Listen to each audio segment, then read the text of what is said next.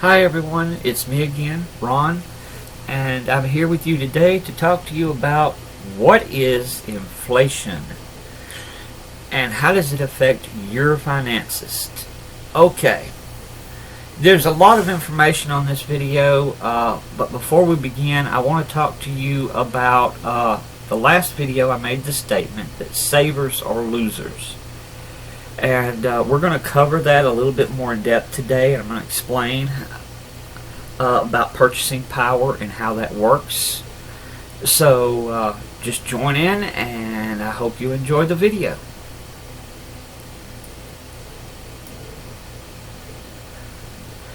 Okay, what you're looking at is two Monopoly boards. And each one of these boards are a great representation to explain inflation. So what is inflation? Nobody likes it. Nobody likes paying more for services and goods. Unfortunately, it is in a society, it is a common, average, everyday thing. And with that said, we're going to go on into this. Alright, what you're looking at is two different Monopoly boards.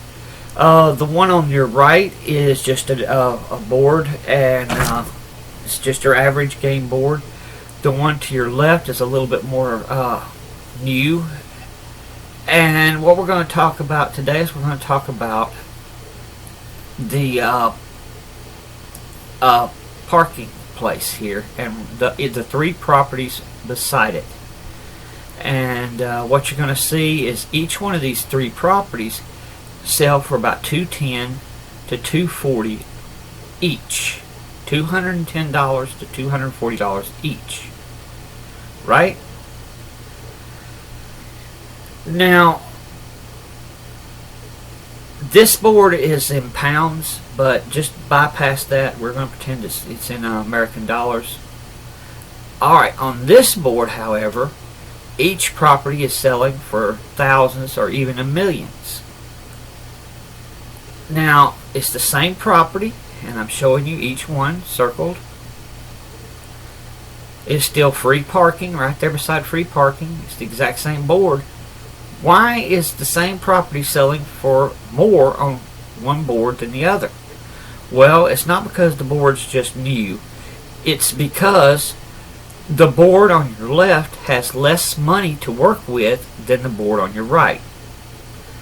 And that's the way any economy works. The more money that's in the economy, the higher the products and services are going to be. That is just basic inflation. It happens every day. We all know that companies will mark up their price to make a higher price, a profit. But this is about expense versus profit. And we're going to get into that a little bit more later on in one of the other videos. But let's move on. Okay. You got 5 apples. There's 5 products that this economy produces. The money supply is $10. There's no savings, none of that. You just have $10, and there's 3 people in this economy. And there's 5 products or services that this country or society produces. Now,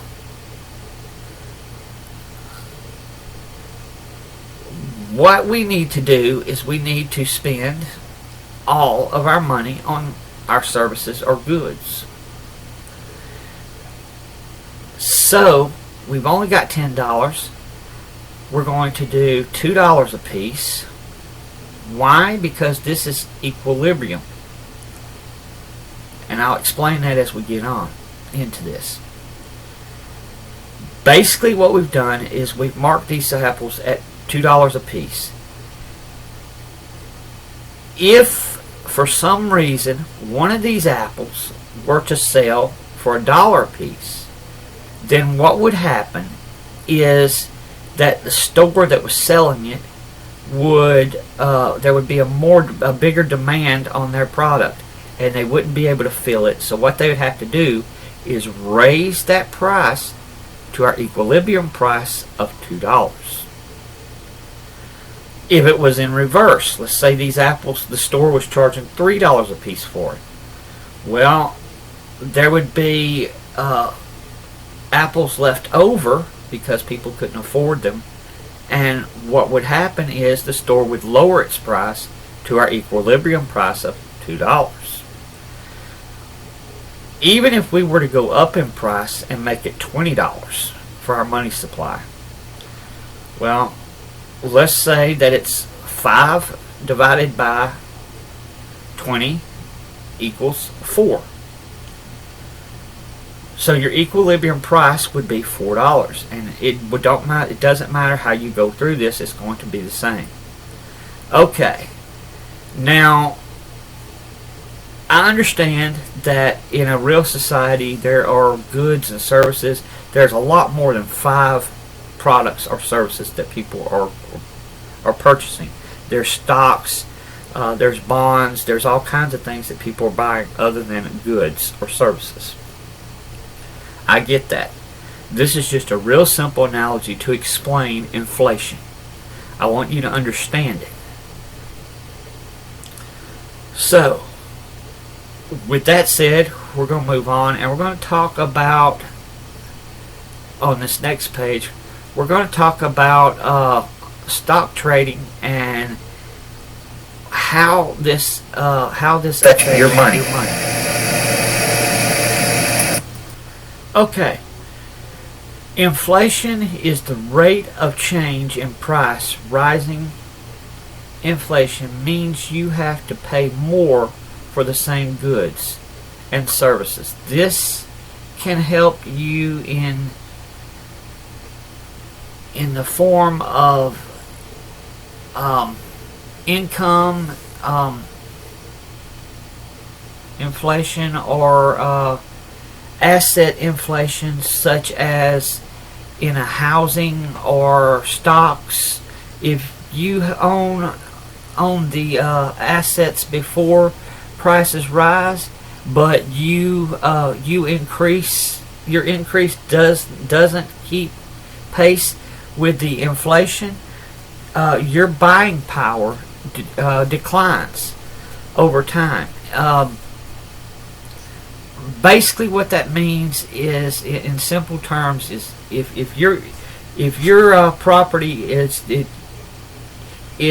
worth less than what you're paying on taxes and for rent, then that means that you are going to end up with no equity in that property, and you're just basically going to be holding on and just for dear life in order to keep it. That's basically what that means.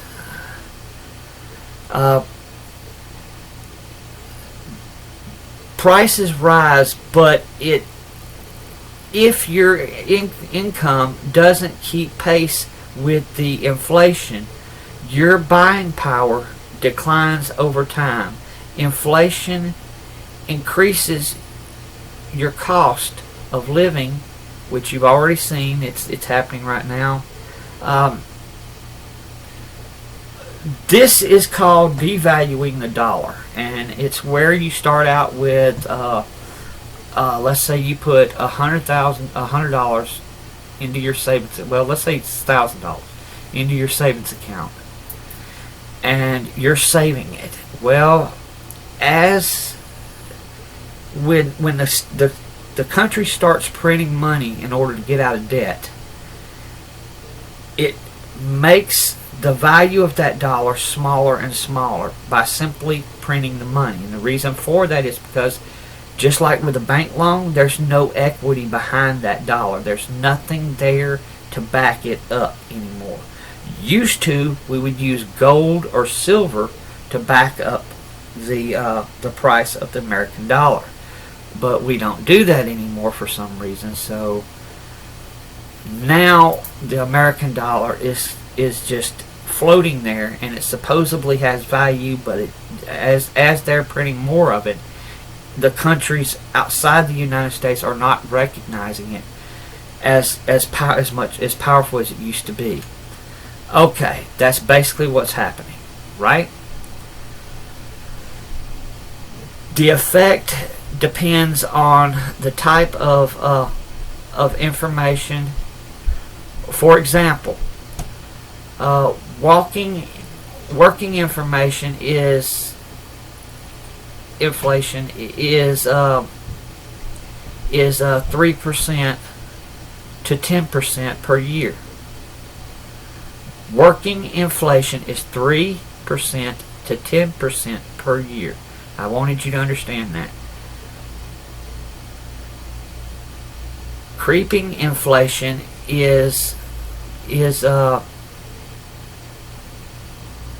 milder than working inflation, while running inflation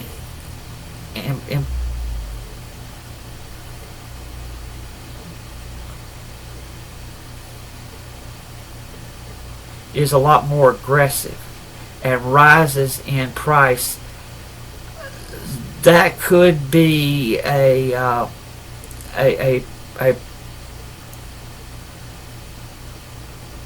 precursor to hyperinflation, guys. Now I want to read this again for you, and I want you to understand it. We're talking about the different types of inflation here, and we're talking about working inflation or walking inflation, and it goes at 3% to 10% per year. Creeping inflation is that's what usually happens, and that's not normally that big of a deal. Running inflation impedes a more aggressive rise in price, and that running inflation usually leads to hyperinflation. And hyperinflation is where you're paying massive amounts for basic services or goods. Rising prices may be an indication of an economic growth, very fast, growing very fast, or it could be people buying more than they need.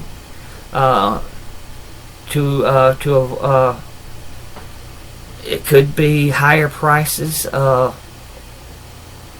fuels and demand for goods and services and supplies don't keep up with the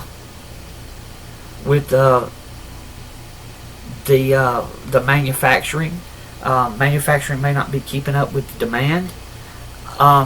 Inflation can be caused by a lot of different things, and you've seen this in the car lots recently. Everybody's heard about Ford and all the cars they got out there. They're just sitting there because they can't get the chips from China. Well, China's stockpiling their chips right now so that this won't happen to their country.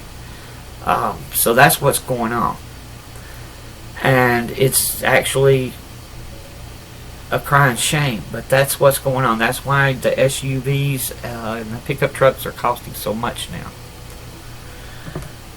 Okay, with that said, I think I've explained a little bit more in depth about your purchasing power, and I hope you understand, and I hope this helps you a little bit better. This should be taken in the context that it was meant. We're not saying anything about any government.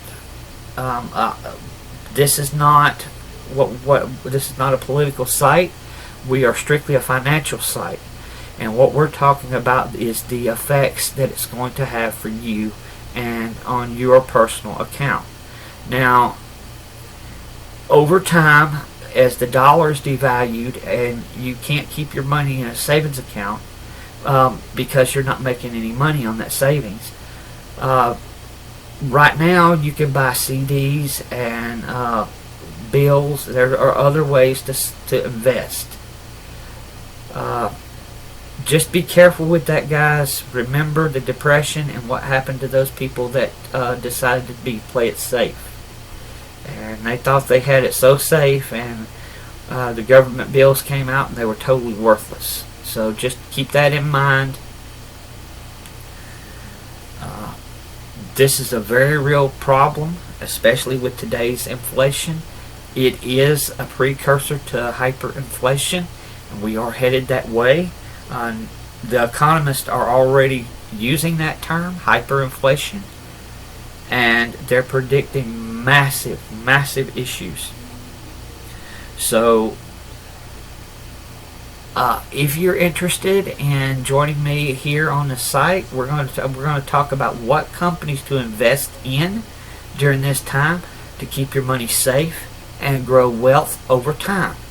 And yes, we're not here to tell you the companies that are going to be the next Tesla or the next Amazon. That's not what I'm here for. I'm here to help you take your $20, $100, $1,000, $20,000 and invest it so that 10 years from now you still got a decent nest egg, regardless of the inflation, regardless of what the economy is doing. You still have a nest egg, and that you and your family are secure and safe. And for those that are just starting out, these kids, this is to help you start a nest egg. And that's what this is about. So if you're interested in joining me on this journey, right down below in the description box is the link to Robinhood. Go down there, sign up, link your bank account to Robinhood, deposit your $100 in there. We don't do any more than that while we're learning. You'll get a free stock. Please do not purchase any stocks if you're with me. Just stay with me and use the free stock that I picked out for you. And we will work it together, and you're going to learn how to buy, sell, and shares in companies. You're going to learn how to read those companies. You're going to learn how to predict those companies. And I'm going to teach you everything that I know, and hopefully we'll be able to grow a decent little nest egg here. So thank you, and God bless.